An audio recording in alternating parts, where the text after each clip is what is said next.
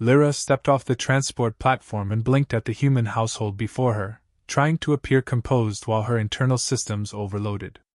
Everything about this place screamed casual touch. Humans brushed past each other in the kitchen, exchanged high fives for trivial achievements, and lounged about with alarming degrees of freedom. The very idea of such behavior was scandalous by Zyphorian standards. Even a mere accidental brush against another being could result in decades of social exile back home, yet here, humans flitted about like it was nothing. Lyra adjusted her gloves, reminding herself that she was here to observe, not to participate, but already she felt her sensors twitch at the proximity of Jack, the human she was assigned to study. Jack waved without noticing the tiny shudder Lyra emitted at his casual touch. "Morning, Lyra. Hope you slept well." His grin suggested complete innocence, but Lyra's processor interpreted it as a potential mating signal. She bowed stiffly, unsure if she should retreat or respond, and accidentally brushed against the countertop in the process, imagining centuries of disgrace if a Zyphorian elder had been watching. Her species' sacred rituals allowed physical intimacy once every century, and the thought of violating any tactile protocol, even accidentally, sent shivers down her spine.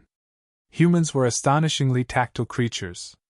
Jack's hand lingered on the doorway as if to guide her, a minor act of politeness to him, but a cataclysmic violation of Zyphorian decorum in her eyes. She spun around to grab a mop, holding it as a barrier between them, only to realize she'd overreacted. Comically so, but that didn't stop her heart sensors from spiking. Trying to acclimate, Lyra decided to clean the kitchen. Every move became a high-stakes exercise in human-human interaction observation. She ducked and flinched at casual contact, nearly dropping plates, spilling water, and muttering internally about her species' impending judgment. She misinterpreted Jack's mundane stretching as a provocative display, biting her lip and holding the mop tightly as if it were a ceremonial shield. Jack, oblivious to the chaos she was experiencing internally, leaned casually against the counter. "You okay there? You seem tense." His casual question, meant as concern, was interpreted by Lyra as a double-edged flirtation, making her blush even beneath her mask. Her mind raced through centuries of Zyphorian protocol, none of which applied here, none of which could possibly save her from humiliation if she misstepped again. Determined to maintain dignity, Lyra attempted to mimic human gestures. She picked up a towel and wrapped it around herself awkwardly, believing she was performing a human hug. In reality, it looked absurd. Jack laughed, thinking she was joking, and remarked, "You really know how to embrace household chores."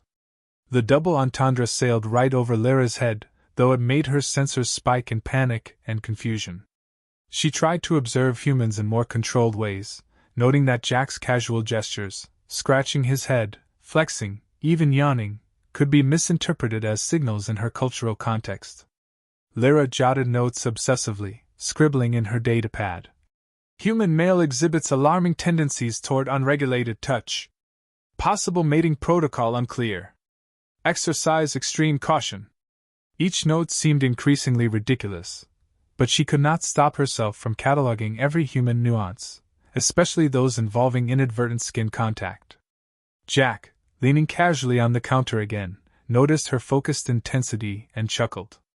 "You take your job seriously, don't you? Or are you studying me specifically?"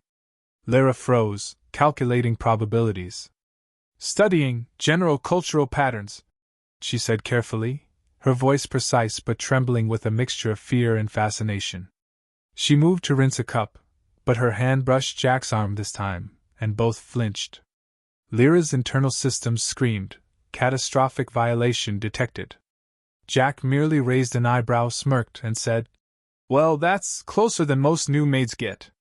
This first morning set the tone for everything. Lyra would attempt to observe, learn, and maintain strict Zyphorian discipline, yet the very nature of human behavior kept forcing her into increasingly awkward, tense, and hilariously overblown reactions. Every touch, glance, and accidental brush sent her into overdrive, building a tension that was absurd, erotic, and comedic all at once.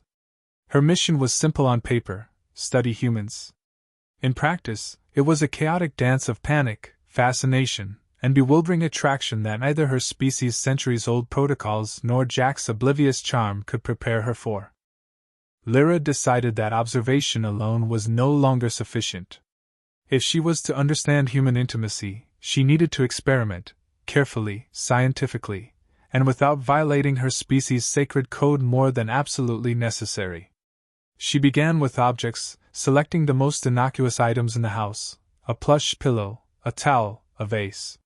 Her first attempt involved a pillow, which she hugged tightly while mimicking what she had deduced were affectionate gestures from humans. The pillow, however, proved uncooperative, slipping from her grasp and landing on the floor with a thud that made her sensors spike in panic. Jack, passing by, glanced down and laughed. "Need a hand with that?" His tone carried that same dangerous mix of casualness and unintentional double meaning, and Lyra's internal systems went haywire. Undeterred, she picked up a towel next, wrapping it around herself as if she were imitating a human embrace ritual. She attempted to twirl gracefully, imagining she looked seductive and alluring, though in reality she tripped over the rug and nearly fell into the laundry basket. Jack appeared just in time to steady her, his hand brushing hers. Lyra stiffened, frozen in terror and fascination simultaneously. Purely accidental," she muttered, trying to maintain composure, though her sensors indicated a catastrophic spike in emotional and physical readings. Jack grinned, clearly entertained by her awkwardness. "You're really thorough with your research, huh?" he teased, and the casual innuendo in his tone made Lyra blush violently. She noted mentally that human humor often relied on layered meanings and that misinterpretation could result in both social bonding and dangerous embarrassment. Determined to avoid mistakes, she retreated to the kitchen and attempted to observe Jack more covertly, making detailed notes on his movements, gestures, and incidental touches. Her next experiment involved lotion. She had observed humans using it liberally and assumed it was part of some physical bonding ritual. She applied a small amount to her fingers, preparing to simulate human touch with an object, only to discover that applying it to inanimate surfaces resulted in a slippery mess. She slid across the counter, arms flailing, sending a stack of dishes crashing. Jack arrived mid-fall, catching her again, and muttered, "Careful, you might just give yourself a human experience you weren't ready for." Lyra's blush deepened. His casual commentary was a minefield of confusing signals, each one interpreted by her as a potential sexual overture. Later, while attempting to understand human relaxation rituals, Lyra encountered a stray sex toy in a drawer she hadn't noticed before. She froze, analyzing it carefully, then attempted to use it as a simulation tool for Zyphorian intimacy experiments. The results were predictably disastrous. The toy malfunctioned, emitting a loud buzzing sound that made her leap backward, knocking over a chair. Jack poked his head around the door, eyebrow raised. "You really dive into your studies, don't you?" His amused tone carried yet another double entendre, and Lyra's internal protocols screamed at her. Determined not to fail, Lyra tried to observe Jack during routine tasks, attempting to mimic human gestures she deemed flirtatious. When he reached for a dish, she reached simultaneously, their fingers brushing in an unplanned, electric contact. Both froze, and Lyra's mind raced through centuries of protocol. Contact detected. Possible mating violation. Immediate corrective action required. Jack, oblivious, laughed and commented, "Seems like we're synced today." She noted with both horror and fascination that humans could interpret even accidental touches as bonding signals, further complicating her understanding of intimacy. By the end of her first full day of hands-on research, Lyra's notes were a chaotic mixture of meticulous observations and frantic warnings. She had attempted to mimic human gestures, experimented with objects, and survived multiple inadvertent brushes with Jack's skin. Every failure, slip, and misunderstanding added to her fascination, leaving her torn between compliance with her sacred code and curiosity about the thrill of human intimacy. She lay down to rest, still holding the mop like a defensive talisman, and recorded her final thought: human touch, illogical, dangerous, irresistible. Lyra awoke the next day determined to refine her experiments. Observation and tentative mimicry were no longer enough. She needed to push boundaries while maintaining plausible deniability. Her first attempt involved the couch. She had seen Jack sit lazily, stretching his arms over the cushions, and concluded that humans considered casual reclining a form of intimate communication. Carefully, she attempted to mirror him, draping herself over the sofa in what she believed was a seductive pose. Instead, she slid into a pile of pillows, knocking them across the floor with a noise loud enough to startle the cat. Jack appeared instantly, chuckling. "That's some technique you've got there." His tone, innocent yet dripping with potential double meanings, sent her blush sensors into overdrive. Determined to master human rituals, Lyra tried her hand at cooking while adding a layer of intimate flair she imagined humans would appreciate. She leaned over the counter, trying to fold ingredients seductively, but misjudged distances, spilling sauce on Jack's shirt. His laugh, accompanied by a teasing remark about her being a hands-on chef, was interpreted by Lyra as encouragement. She hurried to wipe it off, their hands brushing, causing another spike in both her internal panic alarms and unexpected fascination. Each accidental touch became a chaotic mixture of embarrassment, curiosity, and longing. Laundry seemed safer until she attempted to assist Jack. Folding his shirts while standing behind him, she mirrored what she had observed in romantic comedies, reaching for his sleeves and inadvertently pressing against his back. Jack froze, a smirk tugging at his lips. "You're very thorough with my wardrobe," he said, tone suggestive. Lyra's sensors screamed warnings. The simplest household task had transformed into a precarious dance of desire and protocol violation. She retreated quickly, only to return moments later, armed with a mop as a shield, pretending the cleaning was her primary concern while secretly observing the human form with fascination bordering on obsession. A second attempt involved the bathroom. Lyra noticed Jack brushing his teeth and assumed that hygiene routines had a subtle intimacy she had yet to decode. She attempted to replicate the gestures with her own equipment, misjudging angles and almost toppling into the sink. Jack peeked around the doorway, teasing. "Trying to match my routine, huh?"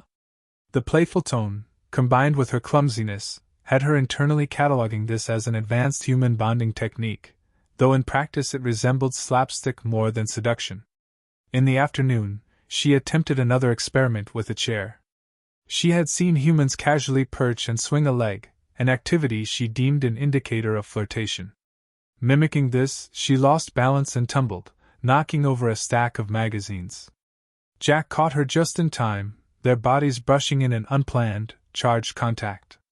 Lyra's mind flooded with centuries of rules, yet curiosity and sensation battled protocol. Jack, oblivious to her internal panic, quipped, "Careful, or you'll get a crash course in human intimacy." She blushed furiously, recording the incident meticulously. Human male reacts positively to physical collision, interpret cautiously.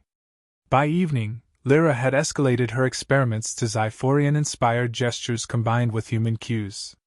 She attempted synchronized movements while dusting, thinking rhythmic cleaning mimicked courtship displays. Jack, observing from the doorway, laughed and remarked on her creative choreography, unknowingly layering double entendres that made her pulse spike uncontrollably. Every misstep, spill, and awkward brush against Jack became a lesson in intimacy, delight, and humiliation simultaneously. Finally, after multiple near catastrophes and unintended provocations, she paused to reflect. Her datapad was filled with scribbled notes, diagrams of human gestures, and panicked warnings. Lyra realized she was no longer merely observing, she was participating, experimenting, and, against all Zyphorian logic, enjoying the experience. Her fascination with human touch had grown into an obsession, and she wondered, with both horror and anticipation, how far her curiosity would carry her. She lay on the floor, exhausted, her mop at her side, thinking, every brush, every glance, every accidental contact is a data point, and yet I can't stop wanting more. Lyra woke with a new determination. The panic and hesitation that had plagued her for days were replaced by an intense curiosity she could no longer suppress. She decided that observation and timid mimicry were inadequate. It was time to embrace human intimacy fully, even if it meant bending Zyphorian rules in ways previously unimaginable. She began by combining her species' century-long mating rituals with what she had observed in human interactions, creating awkwardly exaggerated gestures that were simultaneously seductive, clumsy, and hilariously miscalculated. She approached Jack, pretending to offer assistance with his morning routine, and leaned just slightly too close while mimicking a Zyphorian courtship sway. Jack froze for a moment, a smirk spreading across his face. "You really know how to make chores interesting," he said, voice layered with double meaning. Lyra's blush sensors went into overdrive, but instead of panicking, she held the position, observing his reactions and noting them in her mind. Every glance, every accidental brush of fingers became a thrilling data point. Next, she attempted cooperative cooking, mixing ingredients while leaning over counters and intentionally mirroring Jack's movements. When their elbows collided, both froze for a heartbeat, and Lyra found herself laughing in a way she hadn't allowed before, part relief, part exhilaration. Jack chuckled as well, clearly entertained by her antics. "You're turning dinner into a full-contact sport," he teased, a comment dripping with adult humor and innuendo. Lyra mentally noted that humans interpreted accidental touches as flirtatious encouragement, a revelation she found both terrifying and exciting. Laundry became her next field of experimentation. She attempted to fold Jack's clothes while standing close enough that every brush against his back or arm felt charged. Each movement was accompanied by a Zyphorian flourish she had invented, like a slight sway or flutter of her hands, designed to enhance intimacy. Jack, oblivious to the intent behind these motions, laughed and commented, "I've never seen folding shirts done like that. Are you trying to seduce the laundry?" The remark, though teasing, delighted her. She was learning that humor, physical proximity, and playful exaggeration were all integral to human bonding. By afternoon, Lyra's experiments escalated further. She attempted synchronized cleaning routines, moving through the rooms with exaggerated, flirtatious precision. Jack watched her from the doorway, shaking his head with a grin. "You've turned cleaning into a performance piece," he said. Every object she touched, every brush of movement, was an attempt to mix Zyphorian ritual with human sensuality. The combination was absurd, erotic, and irresistibly funny, and Lyra found herself laughing at her own clumsy ingenuity. As the evening approached, she decided to test her understanding of human relaxation rituals. She mimicked lounging on the sofa, stretching in exaggerated poses, and intentionally arranging her posture to maximize the effect of proximity. Jack, drawn into the spectacle, teased her about setting new standards for comfort and companionship. Lyra realized that the playful, flirty interplay between humans relied on subtle gestures, timing, and mutual enjoyment of the absurd. Her own prior panic had been replaced with exhilaration. The fear of violation was overshadowed by the thrill of discovery. By nightfall, Lyra had fully embraced the chaotic blend of Zyphorian and human intimacy. She and Jack engaged in playful experiments, dancing while dusting, mock-serious courtship routines with household objects, and teasing banter layered with innuendo and adult humor. Lyra had learned to interpret Jack's casual gestures as invitations to play, and he, in turn, found her antics irresistible, amusing, and occasionally scandalously provocative. Every interaction was a mix of laughter, flirtation, and chaotic erotic energy, the perfect combination for the comedy she had inadvertently created. Lyra lay down finally, mop at her side, her datapad full of notes, and reflected on her transformation. She was no longer the timid observer, she had become an active participant, embracing curiosity, desire, and absurdity with equal vigor. Her species might consider her reckless, but she had discovered something priceless. Human intimacy was messy, unpredictable, and utterly irresistible. Every touch, glance, and playful misstep had become a thrill, and she couldn't wait for the next experiment. She whispered to herself with a mix of triumph and mischief, "Human touch, illogical, dangerous, and delicious. I can't get enough."